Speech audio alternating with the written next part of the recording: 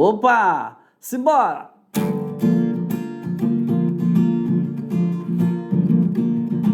Pode dançar um pouquinho aí, bora lá, gente. Vamos se animar, gente.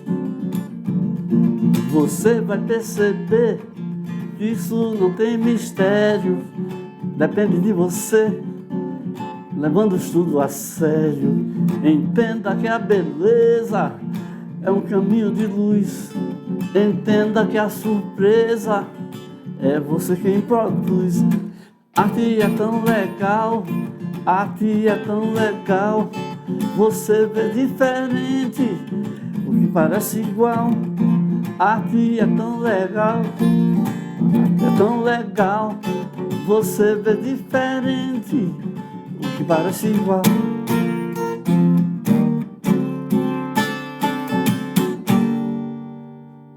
Né?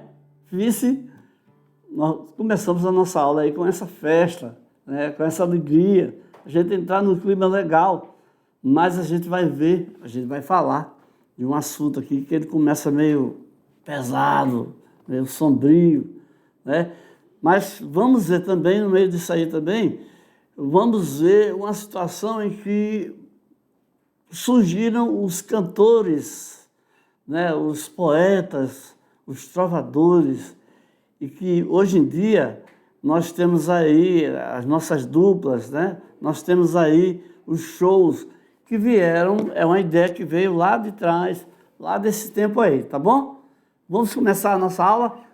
Vou colocar aqui o violão, né? Na estante dele. Deixa eu arrumar aqui a situação para a gente fazer bonito. Bonito.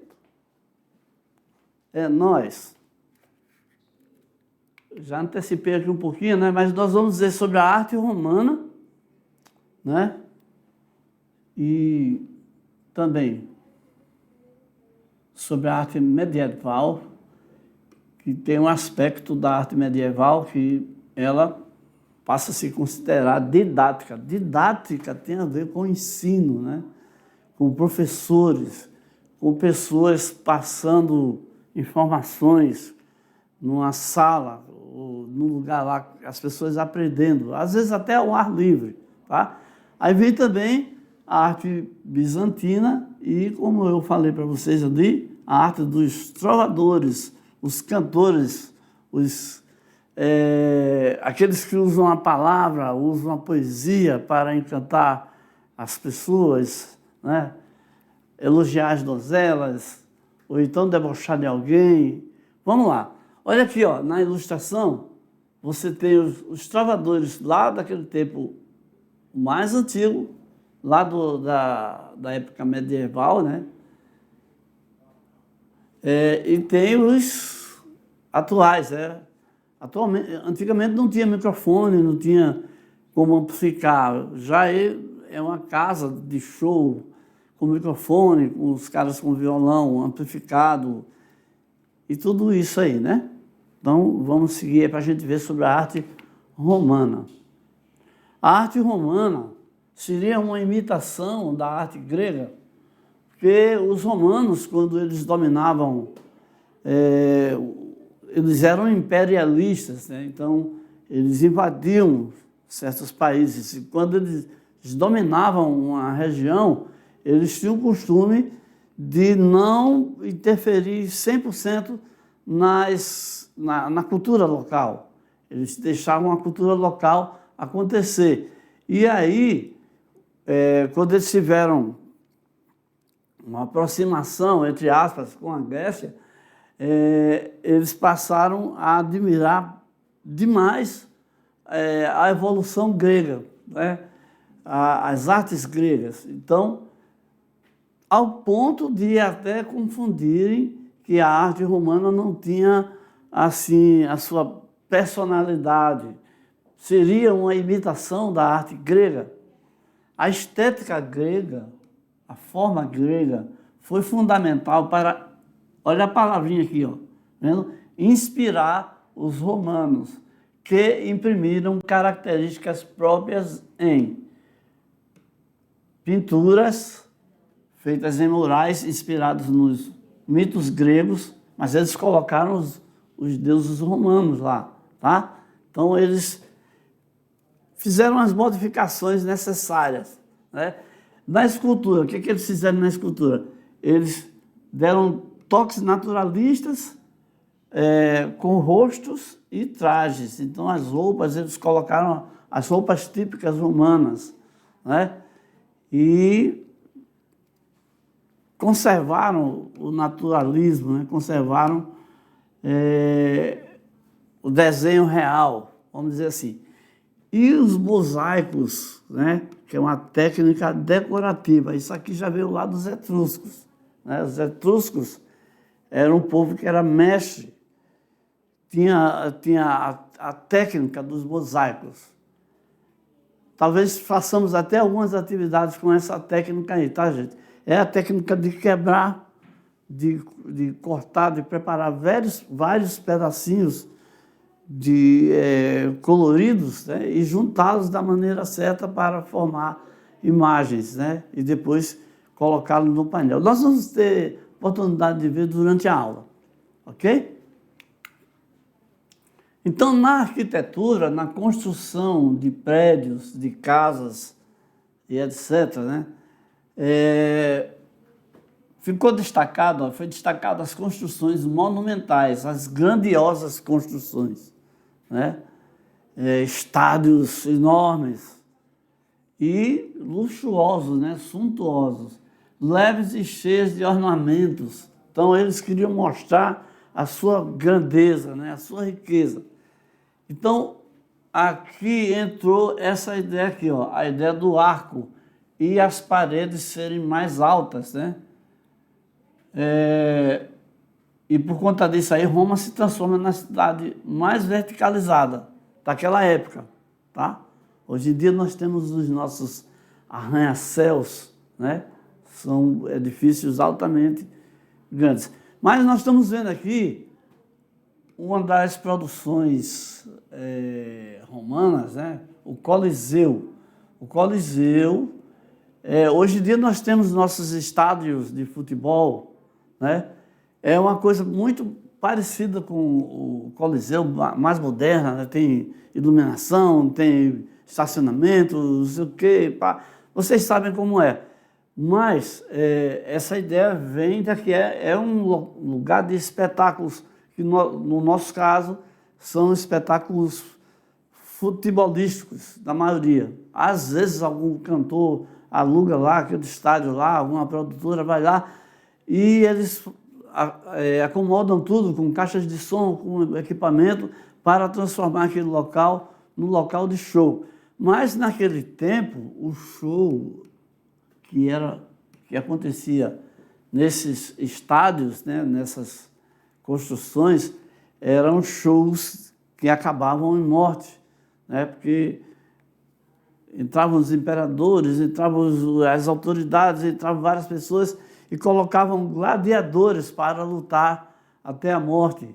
E teve um período que esses estádios serviram para o sacrifício de cristãos, né? Então, teve uma época que a Itália, Roma, foi violentamente contra o cristianismo.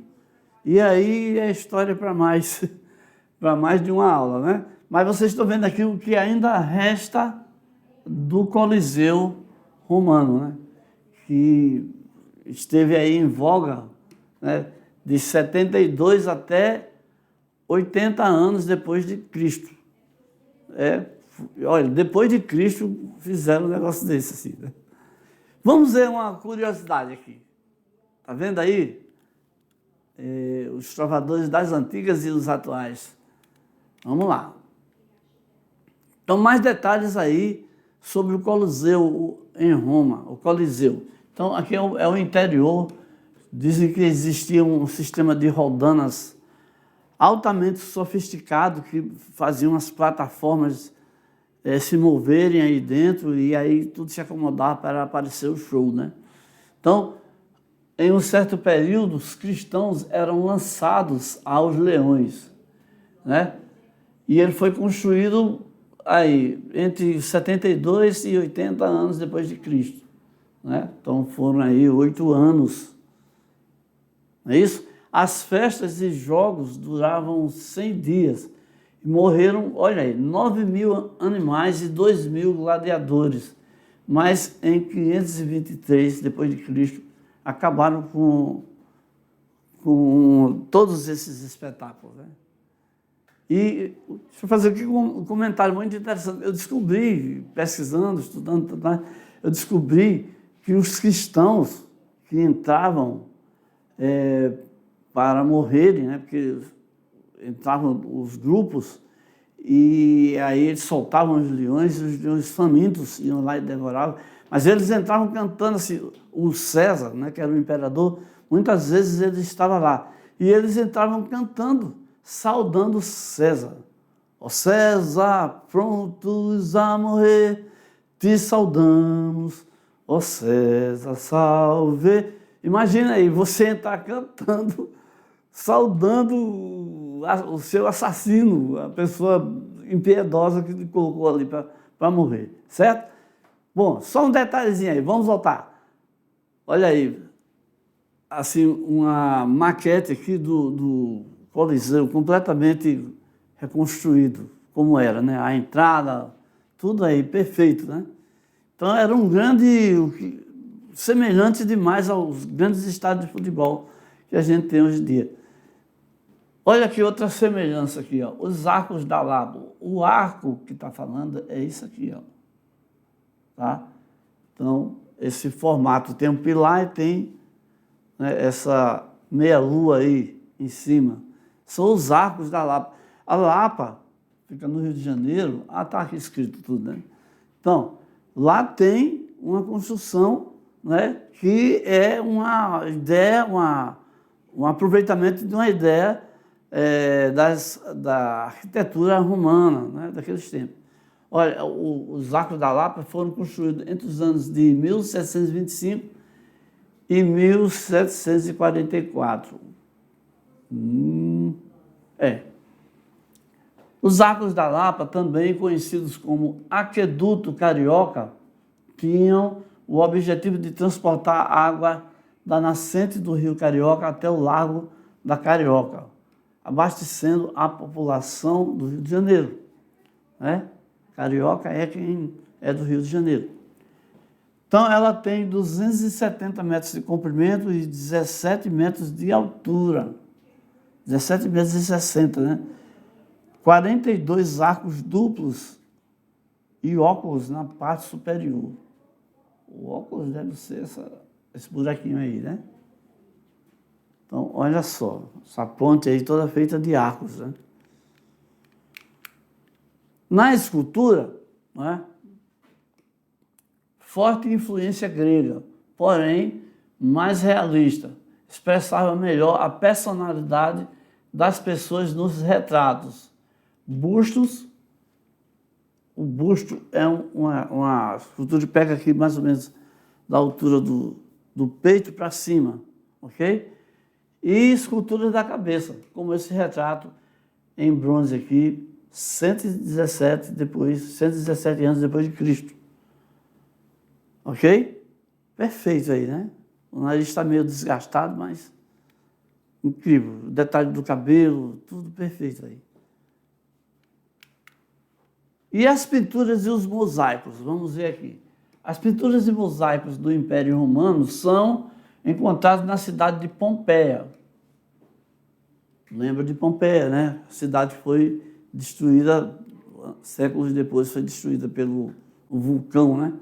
Foi destruída, está aqui, foi destruída pelo vulcão Vesúvio no ano de 79 depois de Cristo.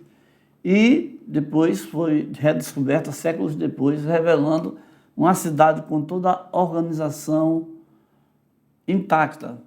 O que acontece? Quando o vulcão lança suas lavas, pedras derretidas lá de fogo, eles soterram, passam por cima e escondem a cidade. Então depois o pessoal, fazendo escavações, encontraram a cidade perfeita lá, toda organizada.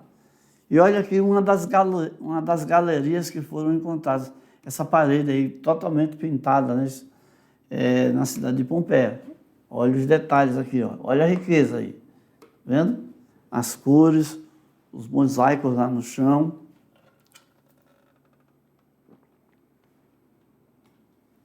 Ok, tudo bem.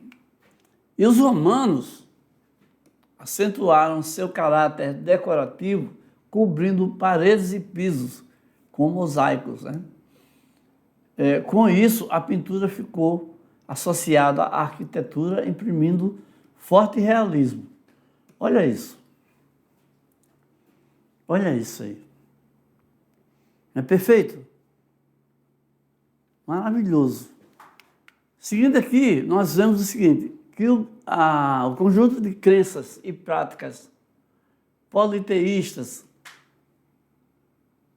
onde adoravam vários deuses com nomes diferentes dos deuses gregos, mas com aquela semelhança à mitologia grega. Então, prática politeísta. Poli é vários, muitos, e teísta tem a ver com deuses. Então, muitos deuses. Olha, gente, deixa eu falar aqui, comentar aqui uma coisa interessante. Tem uma semelhança entre esses fatos aí e a questão da chegada dos negros ao Brasil. Vieram escravizados e, por muito tempo, as suas próprias religiões eles tiveram que esconder. Não é uma situação igual, porque Roma invadia, eles eram os invasores, né? E eles não modificaram sua religião, mas se deixaram influenciar pelos mitos gregos, né? Pelo estudo dos mitos gregos, dos deuses gregos, né? Já os escravos, eles transformaram vários de seus deuses, trocaram os nomes, colocaram nomes da religião dos portugueses, que era a religião católica. Então, guarda aí essa semelhança aí, essa ideia para a gente aprofundar mais depois. Voltando lá, nós vemos o seguinte, os deuses romanos, olha as diferenças aqui, tá? Tem características dos humanos, como alguns sentimentos e a aparência física também. Era tudo gente como a gente. Porém, não tinham contato direto com os homens e as mulheres. Então, eles eram ali distanciados. Ok? Bom, então, seguindo aqui, vamos ver aqui os principais... vamos ver aqui as ligações, né? Os principais deuses romanos. Você tem que Júpiter é o deus do dia, Apolo é o deus do sol e da medicina, Juno é a deusa protetora da mulher e do casamento, Marte, deus da guerra, e Diana, deusa da castidade, da lua e da caça. E tem também Vênus, que é a deusa do amor e da beleza. Esses deuses aí tinham templos, tinham rituais, né? Tinham maneiras e momentos de devoção dos romanos a estes seres aí. Tem várias histórias aí, tem filmes, né, contando histórias desses deuses aí. De vez em quando a gente vê um, né? E tem também Ceres, que é a deusa da agricultura e da fecundidade. Além desses deuses, os romanos também adoravam, olha aqui a palavrinha, outros deuses mais próximos do seu cotidiano.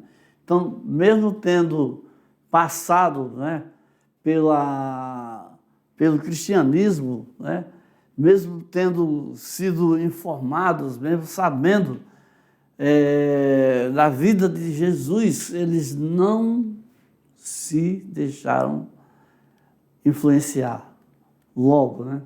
Eles não se deixaram levar. Depois, né, houve uma adesão ao cristianismo. Mas temos aqui um Deus, né, entre aspas, muito importante, que é o Deus Baco, que é o Deus do vinho e da alegria. Esse Baco, o correspondente dele na Grécia, era o Dionísio.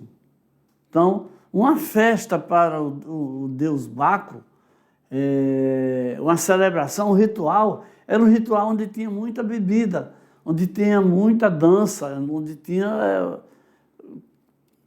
tipo carnaval, sabe que acontecem coisas, né? Gente faz sexo no meio da rua, e isso aqui mais lá, e loucuras total. Mas, numa dessas ocasiões, na Grécia, teve uma pessoa, já contei essa história aqui, mas teve uma certa pessoa, o Tespes, que saiu do meio do coro cantado lá e começou a gritar: eu sou o Dionísio, eu sou o Dionísio. E essa frase aí, essa atitude aí, foi que deu início ao que a gente aprendeu, que a gente conhece como sendo o teatro. Mas vai ter uma aula só sobre teatro, a gente vai falar melhor sobre isso aí. Ok? Então, vamos ver as conexões entre a arte e a religião. Ok? A arte romana medieval conecta-se com a religião através das esculturas que representavam os deuses. Então, os deuses que eles adoravam, que eles faziam cultos, né? Eles representavam, faziam esculturas para eles e adoravam como se fosse até uma pessoa de verdade, né? Então, também eles tinham um culto à construção de templos. Achavam que construir um templo favorecia, né, seu contato com os deuses, receberem atenções, né, presentes, né, dos deuses. Os oráculos, essa palavrinha aqui, eram utilizados para se comunicarem com os humanos. Existia uma casa, tinha assim, um compartimento, né, onde as pessoas iam, falavam as coisas e os oráculos, que eram pessoas que estavam lá em contato com os deuses, respondiam: não, você não deve casar com ele, ele é seu primo, procure não sei o quê. Coisas assim, entende? Olha, o que eu devo fazer para conseguir um emprego lá em Roma? Olha, você traga aí três cabras e não sei o quê. Era uma coisa desse tipo. Tá? Os oráculos, eles eram pessoas que tinham faziam essa intermediação. Tá? E os gregos promoviam jogos em homenagens aos deuses. Tá? Esses jogos, hoje em dia, são os Jogos Olímpicos. Só que os Jogos Olímpicos não são dedicados aos deuses, são apenas Jogos Olímpicos, né? Em que o encontro é uma festa entre as nações. Só que naquele tempo os jogos eram dedicados o principal deles, que era Zeus, e na cidade Olímpia. Daí vem o nome Jogos Olímpicos, ok? Olha que esse pessoal aqui correndo aqui, né? Essa ilustração aí. E vamos seguir, né? As obras faziam referência à religião. Os humanos eram extremamente religiosos e prestavam cultos e faziam artes para receber proteção dos deuses. Está vendo? A soberania da igreja interfere nas artes, na arquitetura, na política, na cultura, na filosofia e nas guerras. Opa, começa a entrar aqui a ideia da igreja, né? A igreja era a grande responsável pelo pensamento social e cultural na época. Seu poder era tão grande que influenciava até a própria monarquia.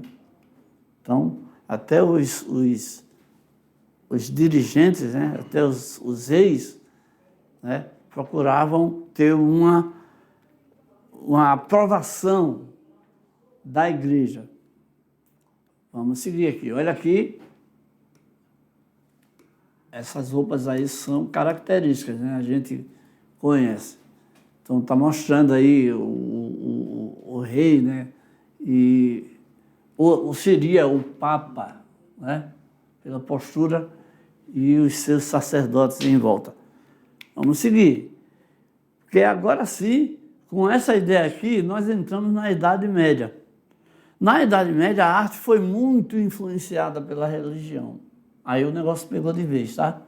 Pois as pinturas, esculturas e livros eram marcados pela temática religiosa. Tudo no mundo era sobre religião. E os vitrais da igreja, né, as igrejas tinham os vidros quase transparentes e coloridos e que traziam cenas da Bíblia, das histórias bíblicas, pois era a forma didática de evangelizar. Então, os vitrais com essas histórias, com esses desenhos, né, era mais uma forma de ensinar sobre a conduta, sobre a vida de Cristo, sobre o que aconteceu na vida de Cristo. Então, era essa a temática das artes na igreja. A arte nas igrejas buscava dar a sensação de estar entrando no céu. Está vendo aí? Olha a postura das mãos, olha aí o menino Jesus. Está vendo? Tudo tem a ver com... E é por isso aí que a gente pode dizer que essa arte da Idade Média era uma arte didática, era toda voltada para ensinar as passagens da Bíblia, as passagens bíblicas. Até que aconteceu a queda do Império Romano, né, em 476.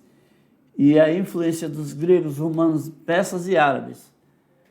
Né, quando aconteceu aí, a igreja, toma de conta de uma vez. Né? O que aconteceu para acontecer, o que foi que houve para acontecer a queda do Império Romano? Disputas internas, brigas, né, entre os generais, imperadores, né? O Marco Antônio foi lá para o Egito, Glauco foi não sei para onde. História romana, tá? Isso aí é a história. Então vamos lá. A soberania da igreja interfere nas artes, na arquitetura, em tudo.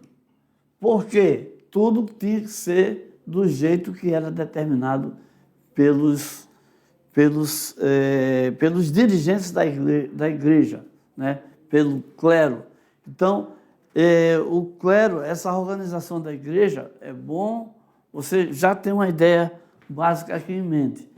O clero, a igreja, os sacerdotes, os grandes dirigentes da igreja, eles obedeciam uma organização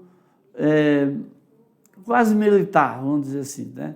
Então, as pessoas para entrarem, né, para subirem de cargo, passa a ser, tem o padre, tem o cônego, tem o monsenhor, tem toda uma organização, né?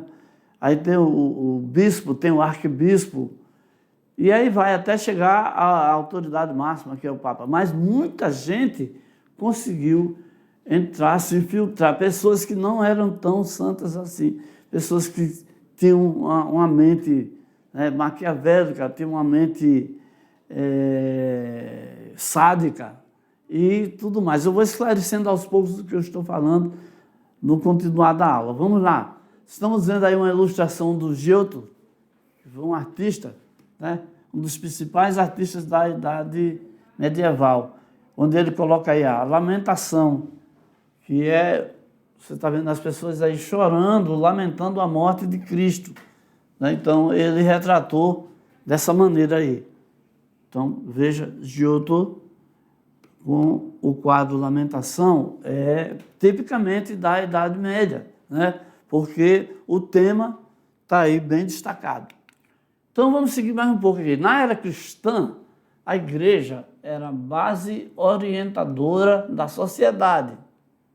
Está vendo? Igreja e Estado se confundem. A igreja aumenta seu poder, propagando o cristianismo por todo o Ocidente. Tinha até o próprio exército, né? Tinha até o próprio... o domínio era total. Olha aqui essas cenas aqui. A praça pública. Antes do século III, os cristãos foram perseguidos e castigados por não adorarem os deuses romanos. Imagina, a pessoa sabendo de Cristo, da vida de Cristo, ia adorar Baco, ia adorar Diana, não tem sentido, né? Mas eles, como dominantes, queriam obrigar isso a acontecer. Então, perseguição. Os cristãos eram vistos como ameaça à ordem do Estado deles, né? Então, por conta disso, os cristãos faziam seus cultos refugiados, escondidos em catatumbas ou túmulos subterrâneos. Catatumbas são túmulos subterrâneos. Pronto. E aí é uma cena de castigo, né? Aqui, uma cena de castigo de pessoas que foram perseguidas e acabaram mortos em praça pública, condenados como hereges, condenados como pessoas, né, contrárias. Então, no século III, o imperador Constantino, profundamente religioso, proclama a religião cristã como oficial de Roma e impulsiona a arte cristã. Então, muda tudo. Acabou aquele sofrimento. Então, aqui você está vendo aqui um desenho da igreja de São Pedro nos modelos arquitetônicos romanos, mas com a austeridade que a nova religião pregava, né? Então, paredes muito grossas, né? Janelas pequenas e por aí vai. Vamos seguir aqui para a gente ver um estilo da arte cristã bizantino. O estilo bizantino, a arte bizantina, tá? Era rigidamente controlado pelo clero, que é a alta cúpula da igreja, né? Que estabelecia padrões de representação para Cristo, Maria e os apóstolos. Isso aí, essas leis prevaleceram entre os séculos V e XV. Então, 10 séculos aí, pá, pesado o negócio. É muito tempo, né? Mas vamos para frente. As pinturas bizantinas. A rigidez do estilo bizantino tirava a liberdade do artista, que tinha que seguir o padrão, a posição do corpo, as proporções, as cores usadas, com o objetivo de evangelizar o observador.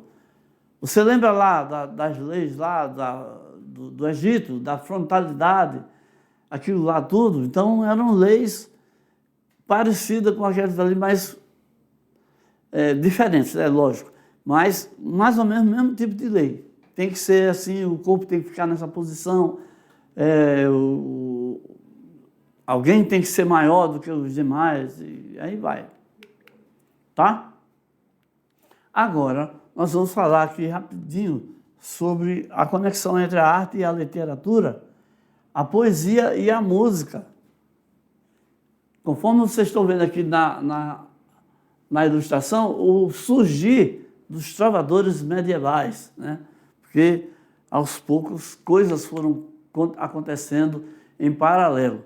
Então, de cara, eu quero falar para vocês sobre a trova, né? Que é uma poesia formada por uma única estrofe de 7 sílabas métricas poéticas em cada um de seus 4 versos. Então, nós já conhecemos a literatura de cordel atual, então dá para a gente ter uma ideia. Os professores de português, elas já têm abordado esse assunto com vocês, né? Então, e os trovadores eram artistas nobres que compunham e cantavam com instrumentos musicais, as cantigas e poesias cantadas. O primeiro movimento artístico na poesia europeia a partir do século XI e XII, tá? Então, existiam vários tipos de cantigas líricas e satíricas, escritas pelos trovadores. Era uma mistura entre a linguagem poética e a música. Eu vou mostrar aqui para vocês, rapidinho, aqui algumas canções que são um pouco parecidas com as canções daquela época, né? Então, olha só. Algumas mais assim, ó. Mais lentas, né? O cara cantando. Se você vier, por que der de vier, comigo convidando ela para ir embora com ele, hein? É isso? Eu te prometo o sol, olha isso. Se hoje o sol sair, ou a chuva, cara fazendo promessas para a donzela cair na lábia dele, né? E só mais um trechinho. Se a chuva cair, se você vier até onde a gente chegar, numa praça na beira do mar, pedaço de qualquer lugar, e nesse dia branco, se branco ele for. Tenho certeza que poucos de vocês conhecem essa canção, mas era assim as canções, né? O cara prometia coisas para as donzelas, para conquistar, ou então ele tirava onda. Olha, só mais um trechinho dessa outra aqui, ó. Uma mais animada. Não se admire se um dia um beija-flor invadir a porta da sua casa, te der um beijo e partir. Foi eu que mandei um beijo para alimentar meu Deus. Acho que eu troquei as bolas aí. Mas eu acho que eu passei a ideia para vocês, né? Então, vamos voltar para a gente seguir com a nossa aula, porque os trovadores, eles tiveram uma influência muito grande, deram uma aliviada aí, né, nas coisas, né? E eles existem até hoje, né? Modificaram as maneiras de cantar, né? E olha só, as cantigas se dividiam em 4 categorias. Tinham cantigas de amor, como essa que eu cantei aí para vocês. Achei também algumas falando de amizade, umas de escárnio e cantigas de maldizer. Já pensou? Cantiga de maldizer, mandando a pessoa, quero que você vá para o inferno, entendeu? Manda direto mesmo. E essa de escárnio, né, tirando onda mesmo, debochando das pessoas, tá bom? O trovadorismo persiste nas canções populares que ouvimos em shows de rádio e televisão. Os nossos cantores atuais, né, todos eles estão aí, são frutos, né, vieram desse momento aí, tá? E aí agora, bora fazer arte? Bora fazer uma atividadezinha aqui? Vou te explicar um pouquinho sobre a arte do mosaico.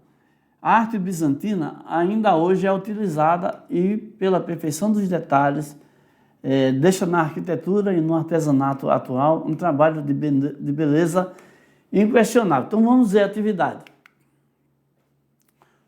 Ó, faça um desenho, qualquer desenho. Pode ser até uma cópia, faça uma cópia de alguma coisa, tá? Aí, preencha os espaços com papel. Corte papel colorido e vá preenchendo lá. Preencha os espaços com papel colorido picado ou qualquer outro material de sua preferência, contanto que sejam pedaços de cores iguais. E aí quando você for juntar o que for igual, você vai montando figuras igual ao desenho, tá? Use sua criatividade. Eu quero ver o que você vai me trazer daí. Eu quero ver qual vai ser a resultante, né? E aí, gente, divirta-se, né? A arte é tão legal, né? Fica na boa, fica na paz, faça isso aí como uma coisa alegre e que vai aumentar a sua criatividade, vai abrir aí um outro espaço, uma outra visão para você, tá? E aqui a gente chega no final da nossa aula. Espero que vocês tenham gostado aí dos trovadores, da arte romana, a interferência da igreja. E aí ficamos por aqui, tá bom? Valeu!